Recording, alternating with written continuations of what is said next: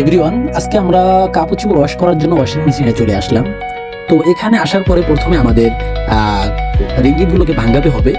তো তার আগে আরেকটা কথা বলে রাখি, এখানে অনেকে বসে আছে কাপড় চোপড় মেশিনে দিয়ে। আসলে মেশিনে দেওয়ার পরে 25 মিনিট ওয়েট করতে হয়, সেই জন্য অনেকে ওয়েট করতেছে।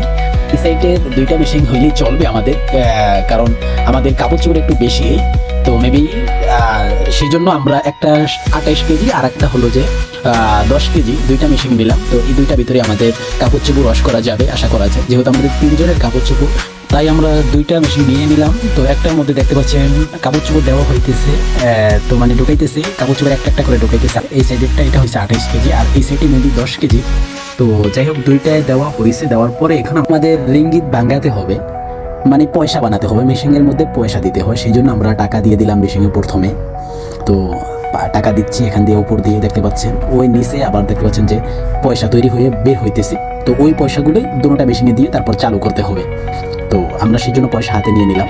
তারপরে মেবি আমরা পয়সাগুলো এক একটা মেশিনে ঢোকানোর ট্রাই করতেছি। তো আসলে দেখতে পাচ্ছি পয়সা দিতেছি, একটার মধ্যে মেবি 8টা পয়সা দিতে হয়, আর একটার মধ্যে 6টা। তো একটার মধ্যে যে আপনারা দেখতে পাচ্ছেন যে কয়টা কয়েন তারা মেশিন থেকে রিসিভ করতেছে, ওই কয়টা সংখ্যা নেমে আসতেছে। তো যাই হোক, আমরা এটার ভিতরে 6টা দিয়ে দিলাম আর এটার মধ্যে 8টা দিয়েছি দেওয়া। আর একটা বিষয়, রিঙ্গিত তো আমরা মেশিনে দিলাম, কিন্তু সাবান তো দেওয়া হয় না, সেই জন্য সাবান দিতেছি। সাবান কিনে আনছে আগে, তো সাবানগুলো দেওয়া হয়েছে। এখন আমরা মেশিনটা অন করে দিব। তো সুইচ দিয়ে অলরেডি মেশিনটা অন করে দিছি, দেখতে পাচ্ছেন ঘুরতেছে। তো আসলে এখানে 25 মিনিট দেখাইতেছে, মানে 25 মিনিট আমাদের ওয়েট করতে হবে। তো আমরা 25 মিনিট এখানে বসে থাকবো না, আমরা একটু বের করে আমরা কাপড় চোপড় শুকাতে অন্য মেশিনে দেওয়া লাগবে। সেই জন্য অন্য মেশিনে চলে আসলাম আমরা কাপড় চোপড় শুকানোর জন্য। আসলে এখানে সেম নিয়মে। তো যাই হোক, সেইভাবেই আগের মতো কয়েন ঢুকাইলাম, ঢুকানোর পরে মেশিন থেকে 25 মিনিট পর আমরা বের করলাম কাপড় চোপড়, তারপরে এখানে আয়রন করে এখন আমরা নিয়ে যাব। তো এখানে ভিডিওটা শেষ। তো ভিডিওটা কেমন লাগছে আপনারা কমেন্ট করে অবশ্যই জানাবেন। ধন্যবাদ।